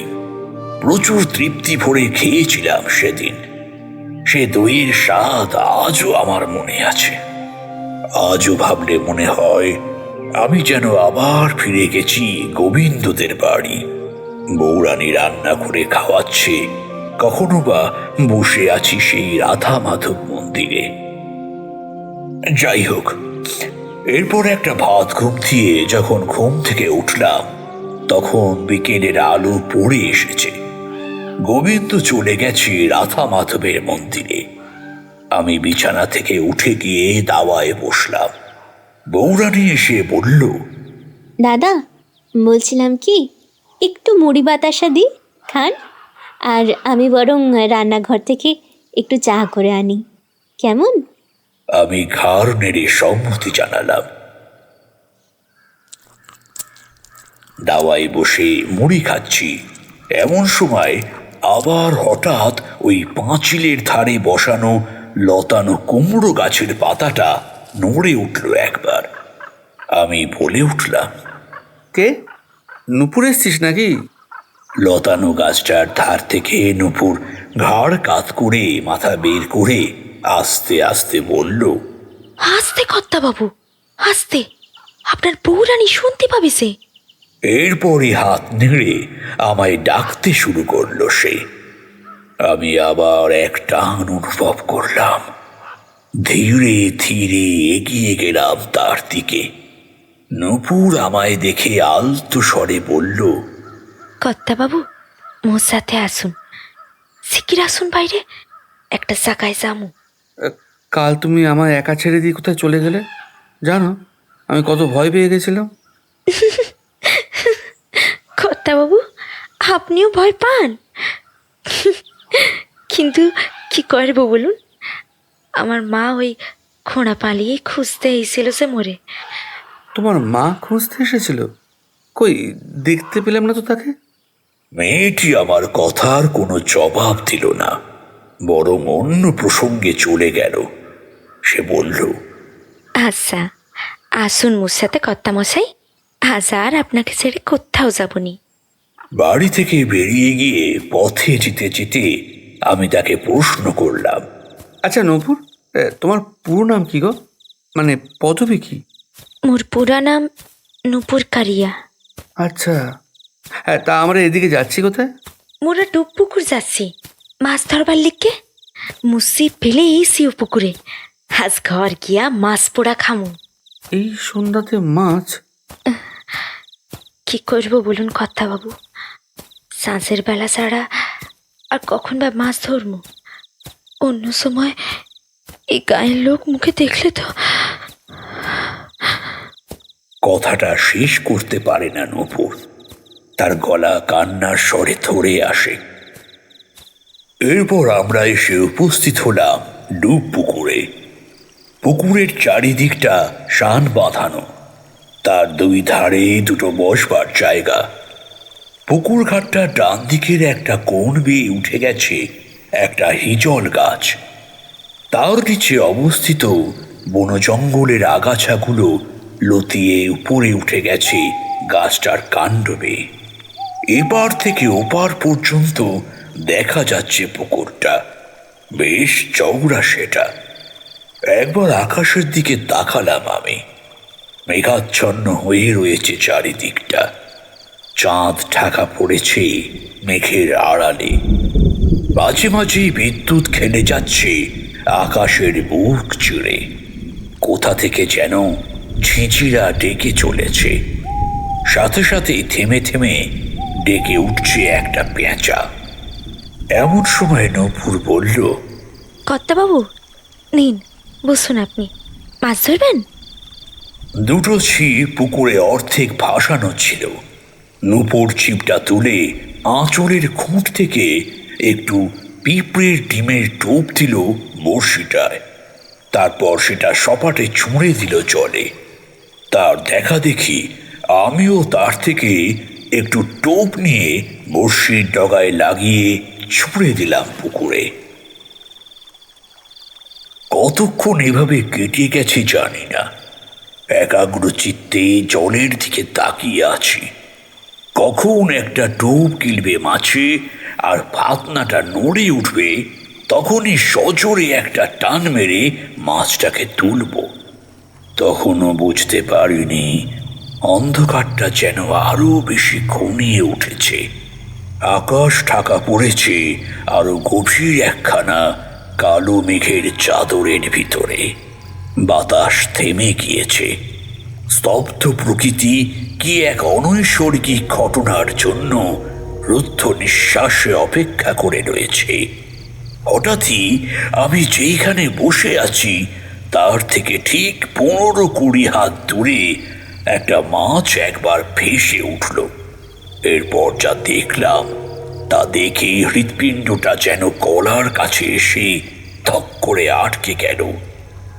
দেখলাম কতগুলো কালো লোমশ বিভৎস হাত উঠে এসে জল থেকে মাছটাকে ছিনিয়ে নিয়ে আরো তলানিতে ডুবিয়ে দিল। আমি সঙ্গে সঙ্গে নূপুর বলে একবার ডেকে উঠে নূপুরের দিকে তাকিয়ে দেখতে গেলাম, কিন্তু এ কি, কোথায় নূপুর? কেউ বসে নেই আমার পাশে, শুধুমাত্র একটা ছিপ ফেলা রয়েছে জলের মধ্যে। এরপর হঠাৎ পুকুরের দিকে তাকাতেই দেখলাম সমস্ত মাছগুলো একের পর এক ভেসে উঠছে আমার সামনে, ক্রমশ যেন উঠে আসছে আমার দিকে তারা। লাল অগ্নিপিণ্ডের মতো তাদের চোখগুলো জ্বলছে, দাঁতগুলো বাইরে বের করে কটমট শব্দ করে চলেছে তারা। তাদের চোখে যেন একটা প্রাচীন লোলুপ হিংস্র দৃষ্টি ফুটে উঠেছে। এতক্ষণে অনেকটা কাছে এগিয়ে এসেছে তারা, গা বেয়ে টপ টপ করে ঘাম পড়ছে আমার। এ কি ভয়ঙ্কর দৃশ্য দেখছি আমি! আদৌ আজ বেঁচে ফিরতে পারবো তো? কেন আসতে গেলাম এই নূপুরের কথা শুনে? কেউ এরপর একটা বাজ পড়ার সাথে সাথেই বৃষ্টি নামলো সমগ্র অঞ্চল জুড়ে। হঠাৎ আমার ঘাড়ের পাশ থেকে একটা বিকট শব্দ ভেসে এলো। কর্তা বাবু, ও কর্তা বাবু। শব্দটা আসার সাথে সাথেই ঘাড়ের রোয়াগুলো দাঁড়িয়ে গেল আমার। শরীরটা শিরশির করে উঠল, স্নায়ু সজাগ হলো। গলাটা আমার চেনা হলেও আর আগের মতো কোমল সুর সেটা নয়। তবে কার গলা? ধীরে ধীরে পিছন ফিরে তাকালাম আমি। তাকাতেই আমার শরীর বেয়ে একটা শীতল স্রোত বয়ে গেল। থরথর করে কাঁপতে লাগলো গোটা শরীরটা। এ কে দাঁড়িয়ে সামনে? মুখটা যেন আগুনে ঝলসে গেছে তার, চোখ দুটো যেন কেউ খুপলে তুলে ফেলেছে। ক্রমশ সেটা দিয়ে গল গল করে ফেটে বেরোচ্ছে রক্ত। ঠোঁটের কোণটাকে যেন কেউ অসম্ভব রকম ভাবে চিরে দিয়েছে তার। পরনে সেই ছেঁড়া একটা লাল পেড়ে সাদা শাড়ি। এক টুকরো হাসি খেলা করে চলেছে তার ঠোঁটের কোণ ছুঁড়ে। অস্পষ্ট স্বরে মুখ দিয়ে বেরিয়ে এলো আমার একটাই শব্দ, নূপুর। এইবার নূপুর একটা হাত এগিয়ে দিল আমার দিকে, তারপর বলল, কর্তা বাবু, মাছ ধরবে না?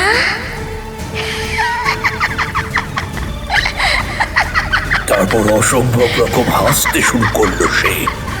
আমি অস্পষ্টভাবে বললাম,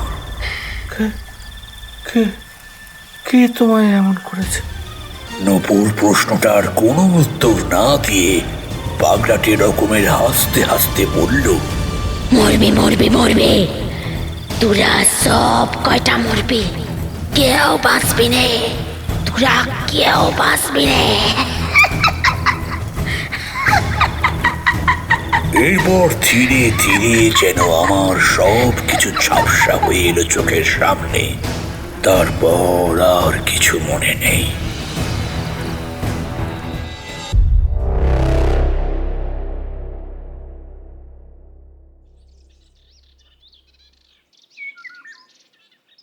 যখন চোখ খুললাম দেখি ভোর হয়ে এসেছে।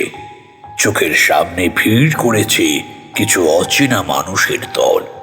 শুধুমাত্র তাদের মধ্যে থেকে একটি মুখ আমার চেনা, গোবিন্দ। চোখ মেলে উপরের খড়ের চাল দেখতে পেয়ে বুঝলাম আমি তখন গোবিন্দদের বাড়ির বারান্দার একটা খাটিয়াতে শুয়ে। মাথা তুলতে গেলাম, কিন্তু তুলতে পারলাম না।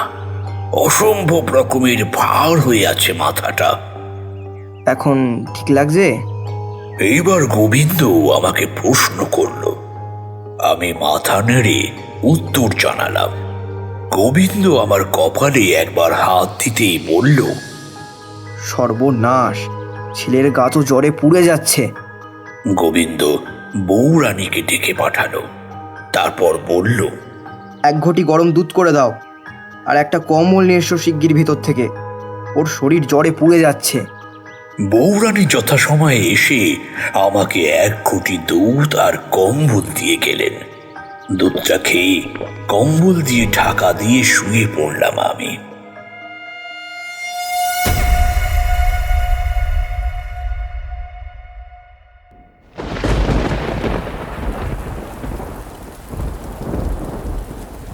সমগ্র চণ্ডী মণ্ডপের পরিবেশটা একেবারে থমথমে হয়ে উঠেছিল। সবার মনেই প্রশ্ন চলছিল এরপর কি হবে। মুখুজ্জে মশাই সকলের মুখের ভাষা বুঝতে পেরে বলে উঠলেন, রোসো রোসো ভাইরা, কথায় আছে সবুরে মেওয়া ফলে।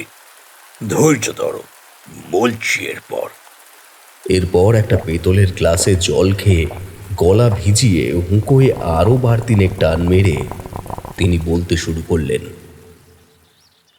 আমার জ্বরটা ছেড়েছিল বেলার দিকে। ঘাম দিয়ে জ্বর ছেড়ে যখন উঠি দেখলাম গোবিন্দ বসে রয়েছে দাওয়ায়। আরো বেশ কিছু লোকের সাথে বসে কি একটা আলোচনা করে চলেছে তারা। আমি অতি সন্তর্পণে উঠে গিয়ে গোবিন্দর পাশে গিয়ে বসলাম। গোবিন্দ আমায় দেখে বলে উঠল, আরে করছিস কি? আমি তাকে একটু চুপ করানোর জন্যই বললাম, আরে ব্যস্ত হোস না আমায় নিয়ে, আমি ঠিক আছে। আচ্ছা, কাল রাতে তুই ডুব পুকুরে কেন গেছিলিস?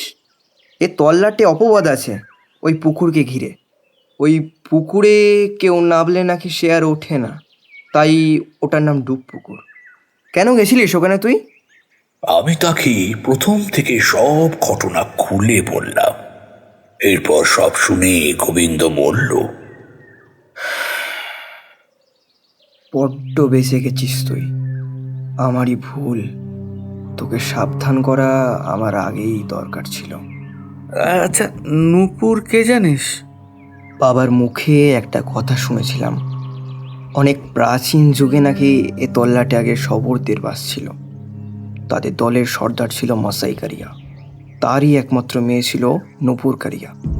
একদিন ওই শবরদের দলেরই কোনো এক বিশ্বস্ত লোক কিছু টাকা আর সম্পত্তির লোভে হাত মেলায় তাদের শত্রু দলের রাজা অনন্ত বর্মনের সাথে। একদিন এই অঞ্চল দখলের জন্য যুদ্ধ করতে ছুটে আসে রাজা অনন্ত বর্মন। ঘটে তুমুল আক্রমণ। শবরদের দলের সাথে অনেকক্ষণ যুদ্ধ চলবার পর অবশেষে যা ঘটবার তাই ঘটে। রাজার বিশাল সেনাবাহিনী আর উন্নত অস্ত্রের কাছে অবশেষে মাথা ঝোঁকায় শবরদের সর্দার মাসাই কারিয়া। বন্দী হয় তাদের স্ত্রী আর বাচ্চারা।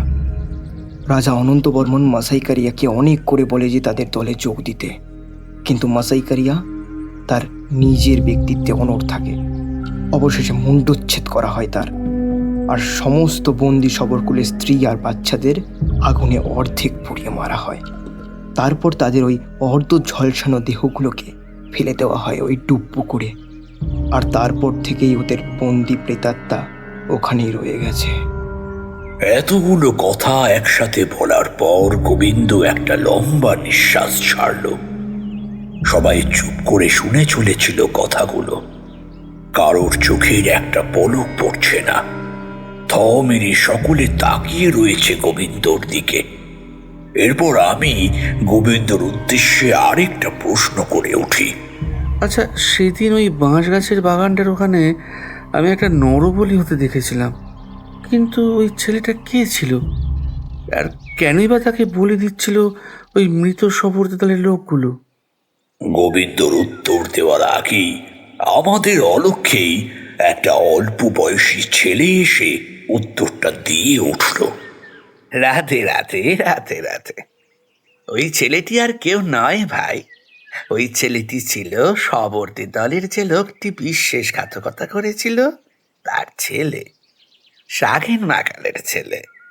শবরদের দলের একটা প্রথা প্রচলিত আছে যে বা যারা তাদের কুলের সাথে বিশ্বাসঘাতকতা করবে তাদেরকেই তারা বংশানুক্রমিকভাবে এভাবে নরবলি দেবে। আমার প্রশ্নটা করে উঠবার আগেই গোবিন্দ তাঁর উদ্দেশ্যে প্রশ্ন করে উঠল, কে তুমি ভাই? আর এসব কথা তুমি জানলে কেমন করে?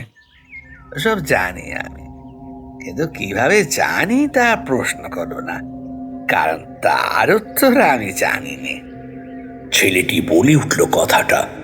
আমরা সবাই অবাক হয়ে দেখতে লাগলাম তাকে।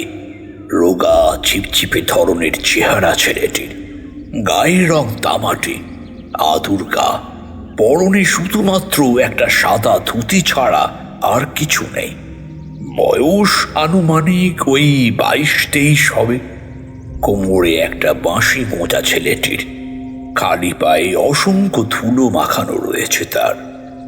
এইবার সে বলে উঠল, নমস্কার, আমি মাধব, লোকে বলে মাধব রাখাল। আমি এই পথে প্রান্তরেই ঘুরে বেড়াই। বাড়ি বলতে নির্দিষ্ট তেমন কিছু নেই, যা পাই তাই খাই। আর রাতগুলোর কথা যদি বলেন তো কখনো কোনো মন্দিরে মন্দিরে, আবার কখনো গাছের নিচে ঘুমিয়েই কাটিয়ে দিই। আমার তেমন কোনো চোরাচুরি নেই। তারপর উঠোন থেকে এক মুঠো ধুলো কুড়িয়ে নিয়ে মুষ্টিবদ্ধ করে তারপর ধীরে ধীরে সেটা ওড়াতে থাকলো ছেলেটি। আমরা সকলে মিলে তার কাণ্ড কীর্তি দেখে ততক্ষণে ভাবতে বসেছি যে পাগল নাকি ছেলেটা, কি করে চলেছে এটা সে। এরপর সম্পূর্ণ ধুলোটা বাতাসে উড়িয়ে দিয়ে হাতের সাহায্যে কর গুনতে গুনতে কিসের একটা হিসাব করতে থাকলো সে। শনি এখানে কালকেতু পূর্বের চক্র স্নাপি বিড়বিড় করে কি সব বলে এরপর একটু থেমে ছেলেটি গোবিন্দর উদ্দেশ্যে বলে ওঠে, মহাশয়, আপনার বাড়িতে প্রেত দৃষ্টি পড়েছে। ইতিমধ্যে আপনার বাড়িতে যেই অতিথি এসেছে তাকে ঘিরে এই গত দুদিনে অসম্ভব রকমের কিছু পরিস্থিতির সৃষ্টি হয়েছে। এই দৃষ্টি বাড়ি থেকে কাটাতে হবে, তবেই সবার মঙ্গল। আচ্ছা মাধব, কি করে বুঝলে তুমি যে এ বাড়িতে প্রেতের দৃষ্টি পড়েছে? রাতে রাতে বুঝলাম সঙ্গত কারণে। এখন বাতাস বয়ে চলেছে ক্রমশ উত্তরের দিকে, কিন্তু যে ধুলো আমি ওড়ালাম সেটা উড়ে গেল উত্তর পূর্বে অর্থাৎ ঈশান কোণের দিকে। এছাড়াও তোমার কোষ্ঠী বলছে তোমার সপ্তমে অবস্থান করছে শনি, আর তার ঠিক পাশে অর্থাৎ ষষ্ঠে এতদিন ধরে যেখানে মঙ্গলের অবস্থান ছিল ঠিক ওই জায়গায় এসে উপস্থিত হয়েছে রাহু। অর্থাৎ কিনা সব মিলিয়ে দেখা যাচ্ছে তোমার শরীর আর এই সমগ্র বাড়িটাকে ঘিরে একটা প্রেতচ্ছায়া পড়েছে। এরপর গোবিন্দ হাত জোর করে কাতর কণ্ঠে বলে ওঠে, দোহাই, আপনি যেই হন, দয়া করে আপনি আমার বন্ধুকে আর আমার এই বাড়িকে প্রেত মুক্ত করুন। কিন্তু মহাশয়, তার জন্যে আজকের দিনটায় এ বাড়িতে আমাকে থাকতে হবে, যে জানতে হবে সে প্রেত কি চায়। ঠিক আছে, আপনি যা ইচ্ছা করুন, কিন্তু দয়া করে এ প্রেত দৃষ্টি থেকে আমাদের মুক্ত করুন। এ আমার একান্ত অনুরোধ আপনার কাছে। গোবিন্দ হাত জোর করতে করতে নতমস্তকে শুয়ে পড়ল মাটিতে। আরে এ কি করছেন আপনি মহাশয়? রাতে রাতে আমি আপনার থেকে ছোট, পাপ হবে যে আমার। মাধব এগিয়ে এসে গোবিন্দর কাঁধে হাত দিয়ে তাকে উঠে বসায়, তারপর বলে, রাতে রাতে ঠিক আছে, তবে আজ রাতে আমি কড়ি চালবো। ওই যে ঈশান কোণটা দেখছেন, ওখানে আজ রাত্রে শ্রী যন্ত্রাসনে বসবো। আমার কাছে ভুলেও আপনারা তখন কেউ আসবেন না, তাহলে সেই কড়ি চালায় ব্যাঘাত ঘটতে পারে, আর সেই ব্যাঘাত ঘটলে পরিস্থিতি আরো সাংঘাতিক হয়ে উঠবে। আর হ্যাঁ, বৌরানীকে বলবেন রাতে আমি ক্ষীর ছাড়া কিছুই খাবো না। ক্ষীর খেয়ে কড়ি চালা মঙ্গল লাভ হয়, আর সেটা যথাযথ উপযুক্ত হবেও বটে।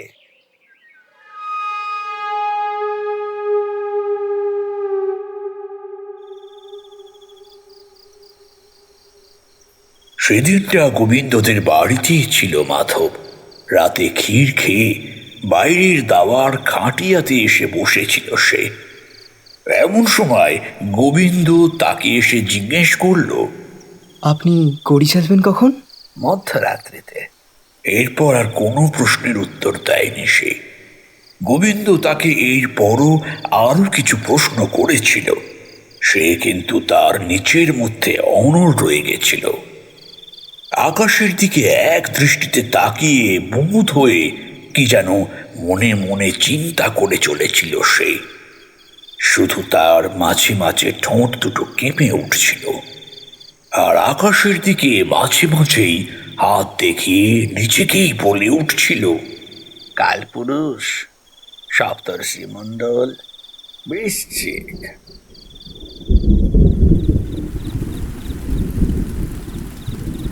এক টানা কথাগুলো বলার পর একটু থামলো মুখুজ্জেমশাই। তারপর হুঁকোয় আরো দুটো টান মেরে বলল, সেদিন মাধবীর আসার সাথে সাথে আরো দুটো চমৎকার জিনিস ঘটেছিল। এক, পূর্ণিমার আলো ধীরে ধীরে শুক্লপক্ষের দিকে এগিয়ে গেলেও সেদিন সারা বাড়িকে ঘিরে ঠিকরে পড়েছিল এক অসম্ভব রকমের জ্যোৎস্নাধারা, যেন একটা রূপালি চাদরে মুড়িয়ে দিয়েছে এই বাড়িকে কেউ। আর 2 হলো, আমার সেদিন আর কোনো রকম কোনো প্রেত দর্শন হয়নি। পরদিন সকালে উঠে মাধব জানায় গত রাত্রে তার সাথে একটা অভূতপূর্ব কাণ্ড ঘটেছে। বাড়ির দাওয়ায় সেই গল্প শুনতে আমি, গোবিন্দ ছাড়াও পাড়ার আরো অনেকে এসে ভিড় জমিয়েছিলাম। সবাইকারই চোখে মুখে একরাশ উত্তেজনা।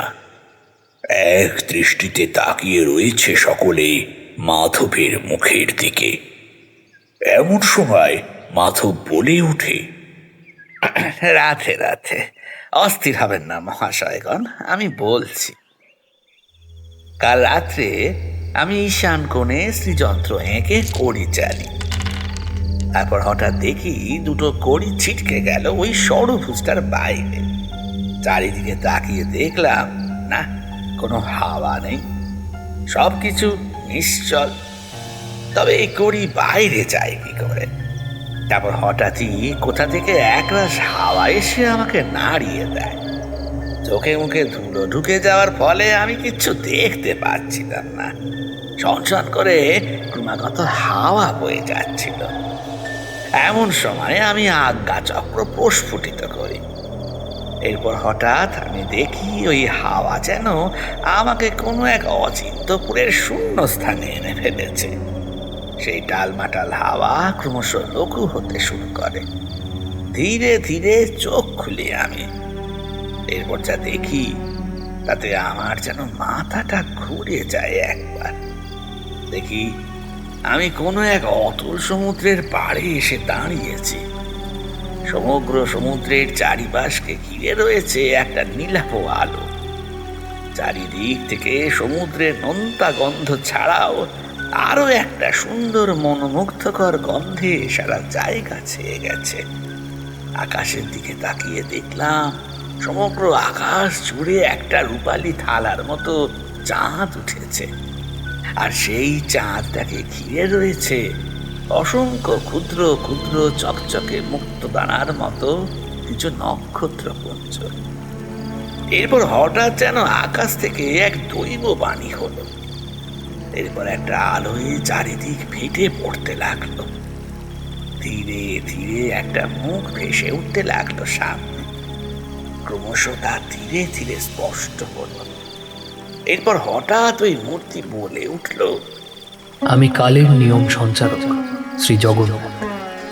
আমি হাজার হাজার বৎসর জুড়ে চাপা পড়ে আছি মহেন্দ্রগিরি পর্বতের শেষ বটবৃক্ষের তলা, যেখান থেকে দেখতে পাবি এই সমস্ত নিচের প্রদেশের ঢালু অংশগুলো। যে বটবৃক্ষের একটি লতানো ঝুড়িতে দেখতে পাবি একটা নীলাভ ধূত্রের ফুল। জানবি সেই বটবৃক্ষের নিচে কীটুম রূপে আমি আছি। পুরনো মূর্তিকে মাটির তলায় সমাধিস্থ করে আমাকে ওই কীটুম রূপেই পূজা করিস তোরা। পুরী ধামে থাকবো আমি জগন্নাথ রূপে, আর তোদের কাছে এই সমগ্র মহেন্দ্রগিরি পর্বতের পাদদেশে বসবাসকারী আঞ্চলিক মানুষদের কাছে পূজা নেব আমি কীটুম রূপে। আমি তো সকলের প্রভু, আমার কাছে কারোর কোনো ভেদাভেদ নেই। আমি অজেয়, আমার সবেতেই বসবাস। আমি প্রাণীতেও থাকি, আবার পাথরেও থাকি। আমি থাকি গহীন অরণ্যে, আবার থাকি নীল সমুদ্রে। আমি সর্বত্রই বিরাজমান, আমার কাছে কোনো ভেদাভেদ নেই। শোন মাধব, এবার থেকে সকলে মিলে সকল শবরদের নিয়ে, সকল নিচু শ্রেণীর মানুষদের নিয়ে শুরু করিস আমার পূজা। তারাও তো আমারই সন্তান, আমারই পুত্র। এতগুলো কথা বলে থামল মাধব। এরপর আমি তাকে শুধলাম। মাধব উত্তরে বলল, এরপর আর কিছুই না, আমাদের সেই কীটুম দেবকেই উদ্ধার করতে হবে ওই পর্বত থেকে। আর আমার মনে হয় উদ্ধারের পর শবরকুলকে নিয়ে এই দেবতার সামনে রথযাত্রা উৎসব পালন করলেই সমস্ত প্রেত দৃষ্টি কেটে যাবে। কথা মতোই আমরা সকলে মিলে শাবল কোদাল নিয়ে গেলাম মহেন্দ্রগিরি পর্বতের শিখরে। অনেক খোঁজার পর সেই বট বৃক্ষকে খুঁজে পাই আমরা। এরপর যথাযথভাবে মাধবের কথা মতোই গোবিন্দ গ্রামের লোকেদের আদেশ দেয় এই জায়গাটা খুঁড়তে। গ্রামের 2-3 জন লোক মিলে এক মানুষের সমান গর্ত করে ফেলে, আর ঠিক এরপরই সত্যি সত্যি মিলে যায় মাধব বর্ণিত সেই দৈববাণী। সত্যি মাটি খুঁড়ে পাওয়া যায় সেই কিটুং দেবতাকে। যথাযথভাবে উঠিয়ে নিয়ে আসা হয় তাকে উপরে। যে শবরদের কিটুং দেব এতদিন অন্তর্ধান হয়ে রয়েছিলেন মাটির তলায়, তাঁর সেই অন্তর্ধান রহস্য আজ উদ্ঘাটিত হলো। সমগ্র অঞ্চল জুড়ে বয়ে যেতে থাকলো একটা খুশির আনন্দ স্রোত। বেজে উঠল শাঁখ, ঘণ্টা আর উলুধ্বনি। দলে দলে ছুটে এলো সমগ্র শবরকুলের লোকেরা। আনন্দে উল্লাসে মেতে উঠল তারা। এরপর গোবিন্দ গিয়ে শবরকুলের বর্তমান সর্দারের কাছে পূর্বপুরুষের অন্যায় স্বীকার করে ক্ষমা প্রার্থনা করল। শবরকুলের সর্দারও সেই অন্যায় ক্ষমা করে জড়িয়ে ধরল একে অপরকে। এরপর সমস্ত নিয়মানুযায়ী পূজার সব বিধিকার্য করার পর শুদ্ধিকরণ হয় জগন্নাথ দেবের। তার নাম দেওয়া হয় নীলমাধব। এরপর সপ্তর্ষি দিয়ে অনেক যাগযজ্ঞ করবার পর রাধা মাধব মন্দিরের ঠিক পাশেই গড়ে তোলা হয় নীলমাধবের মন্দির। সেখানে প্রতিষ্ঠিত করা হয় নীলমাধবকে। সেবারই প্রথমবার সমগ্র মহেন্দ্রগিরি পর্বতের পাদদেশ জুড়ে রথ উৎসব হয় সমগ্র তথাকথিত নিচ কুল এবং উচ্চকুলের মানুষ দ্বারা। সমগ্র শবর গোষ্ঠী গোবিন্দদের কুলের সকলের সাথেই মিলে মিশে রথ টানতে শুরু করে। বাজতে থাকে কাঁসর, ঘণ্টা, শঙ্খ, আর একটাই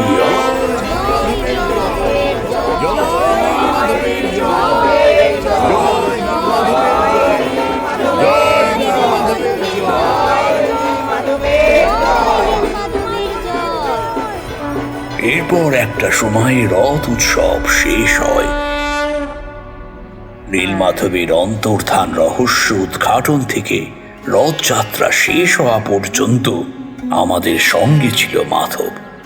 সত্যি যেন দেবরূপে এসে এসে মিলিয়ে দিয়ে গিয়েছিল সকলকে শিখিয়েছিল একসাথে জোটবদ্ধভাবে থাকবার কৌশল। সে শিখিয়েছিল বিপদের দিনে কিভাবে একসাথে বাঁচবার উপায় অবলম্বন করা যায়। কিন্তু কাণ্ডটা ঘটল রথযাত্রা থেকে বাড়ি ফিরে। সবাই বাড়ি ফিরলেও সেই মাধব কিন্তু ফিরে আসে না। সারা সন্ধ্যা তন্ন তন্ন করে খোঁজবার পরেও তার হদিশ মেলে না। গাঁয়ের সকলে তাকে খুঁজে চলে, কিন্তু তার খোঁজ কেউ পায় না। সে যেন কর্পূরের মতোই সেদিন সন্ধ্যা থেকেই উবে গিয়েছিল কোথাও। অনেকক্ষণ ধরে খোঁজবার পরও তার হদিশ না পেয়ে সকলে আশা ছেড়ে দেয়, ভাবে সে হয়তো কোথাও চলে গিয়েছে।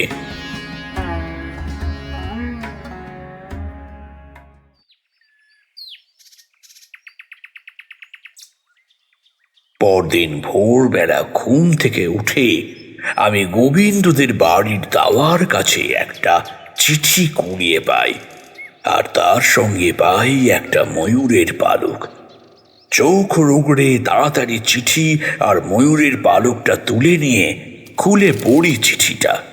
দেখি তাতে সংস্কৃত ভাষায় লেখা রয়েছে গীতার একটি শ্লোক, যদা যদা হি ধর্মস্য গ্লানির্ভবতি ভারত অভ্যুত্থানম অধর্মস্য তদাত্মানং সৃজাম্যহম পরিত্রাণাহি সাধুনাং বিনাশায় চ দুষ্কৃতম ধর্ম সংস্থাপনার্থায় সম্ভবামি যুগে যুগে।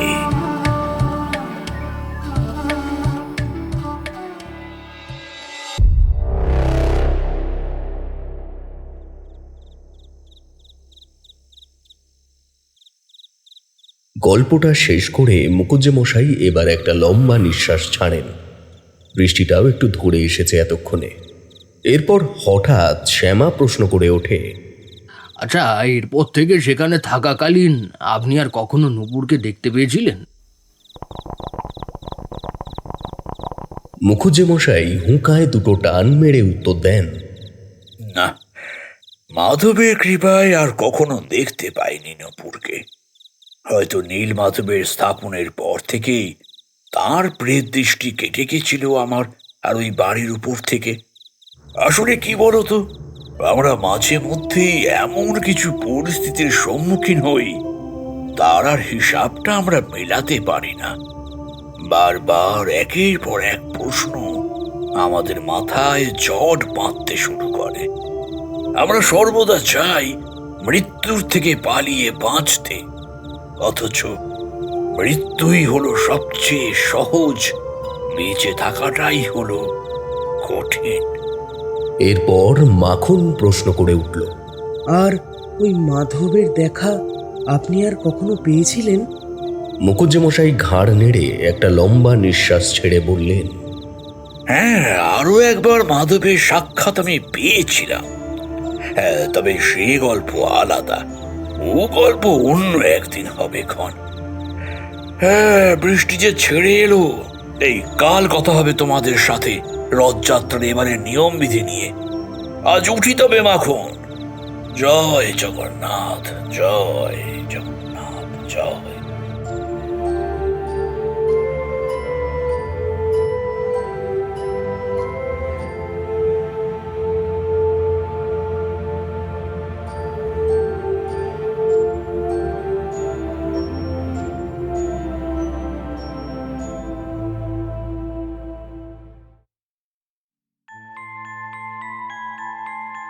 এতক্ষণ শুনলে সুমিতদের কলমে রথযাত্রা উপলক্ষে রোমাঞ্চ বাংলার বিশেষ নিবেদন সন্ধ্যাচরণ ও নীলমাধব কাহিনী অবলম্বনে কিটুং কাহিনীটি।